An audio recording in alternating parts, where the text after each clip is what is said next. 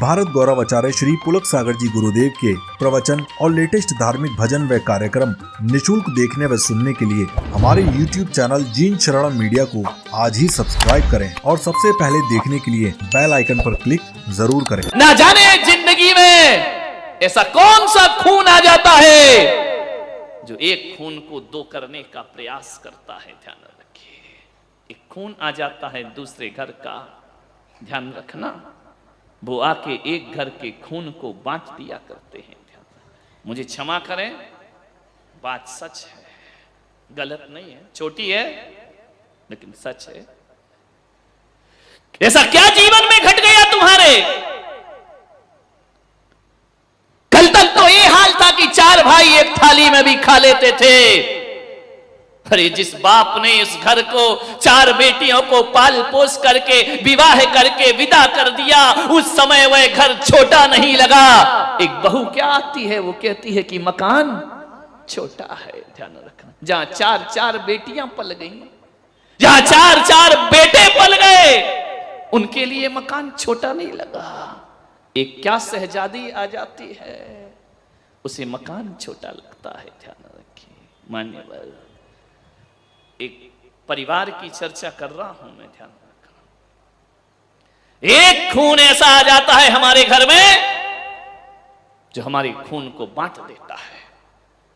भाई भाई के खून तो एक ही हुआ करते हैं, एक पराया खून आता है। और एक बात का दुख तो तब होता है कि जिस खून को बड़े बाजे गाजे के साथ विवाह करके लाते हैं, एक बात याद रखना, वह खून जो शादी करके घर में आता है, मैं कहता हूं वो खून ऐसा पराया खून है, वो कभी इस घर को अपना घर नहीं समझ पाता है, कभी इन माँ बाप को अपना माँ बाप नहीं समझ पाता है, कभी देवर को भाई नहीं समझ पाती है, कभी ननंद को बहन नहीं समझ पाती है। वो हमेशा दूरियां बना करके रहा करती है। एक बात याद रखना, यदि इस घर को अपना घर मान लिया होता तो आज ये दशा घरों की होने वाली नहीं थी।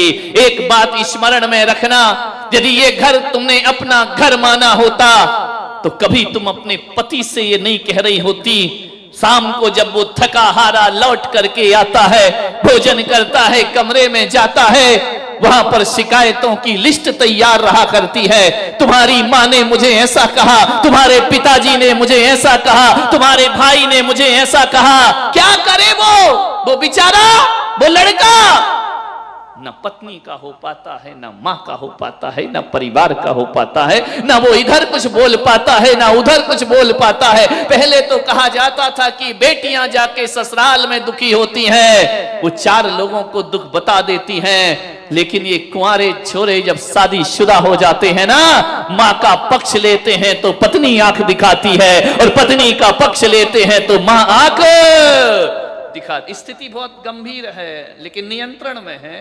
जब तक पुलक सागर मौजूद हैं तब तक नियंत्रण में स्थितियां रहेंगी आपके घरों की। बहुत परेशान हो जाता है वो जब वो बेटा समझाता है कि माँ बूढ़ी है, बुजुर्ग है, कोई बात नहीं, कह दिया तो कह दिया, क्या होता इसमें, क्या बुरा मानना। सुनो, माँ तुम्हारी है, तुम सुनो, हम सुनने वाले नहीं। अत श्री महाभारत प्रस्तुत करता गोदरेज, ध्यान रखिए। वहीं से महाभारत शुरू हो जाया करती है। तीनों भाई मेरे पास आए, आकर के उन्होंने कहा महाराज हमें एक कर दीजिए। मैंने कहा तुम तो एक हो। बोले हम दिल से तो एक हैं लेकिन हम एक साथ रह नहीं सकते हैं। मैंने कहा वजह क्या है?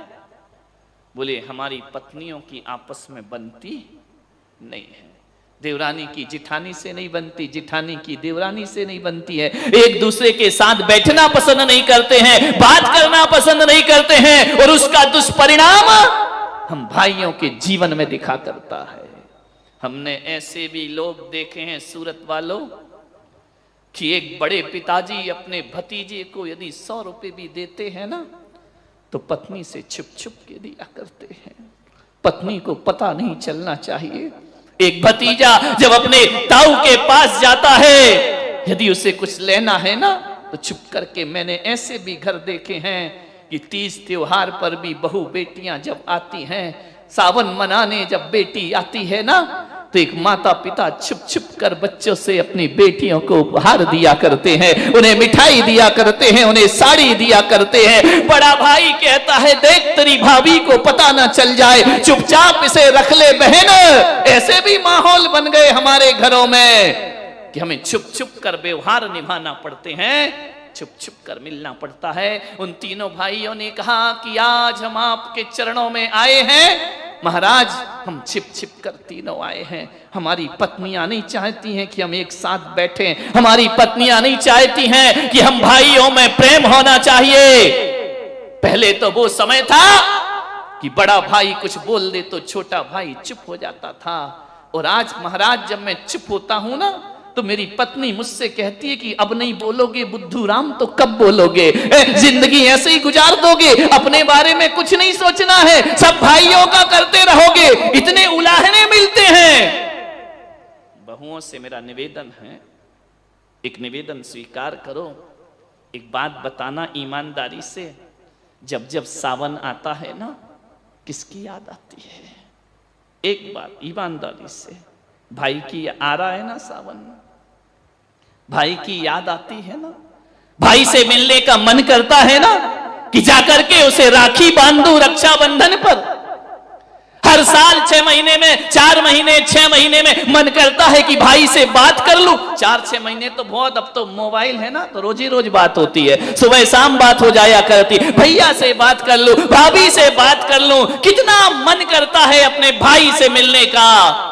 देवियों जरा इतना बता दो, जब दूर पीहर में तुम्हारा भाई रहता है, हर त्योहार में मिलने का मन करता है, भाई से बात करने का मन करता है, उसे उपहार देने का मन करता है, तो एक बात इतनी तो बता दो, इनका भी तो भाई है, कोई दुश्मन नहीं है, इनका भी तो मन करता होगा अपने भाई से मिलने का, इनका भी तो दिल करता होगा अपने भाई से मिलने का। अरे जैसे तुम्हारा भाई है वैसे इनका भी भाई हुआ करता है। नफरत के बीज मत बोइए, किसी घर को स्वर्ग बनाना है, मंदिर बनाना है। एक बात रखना, जो घरों का बंटवारा करती है वो बहू होती है, और जो घरों को एक करती है वो बहू रानी हुआ करती है, उसे ग्रह लक्ष्मी कह करके बुलाया जाता। ये इल्जाम तुम्हारे सिर पर आ रहा है कि पत्नियों ने आकर 2 भाइयों को जुदा कर दिया।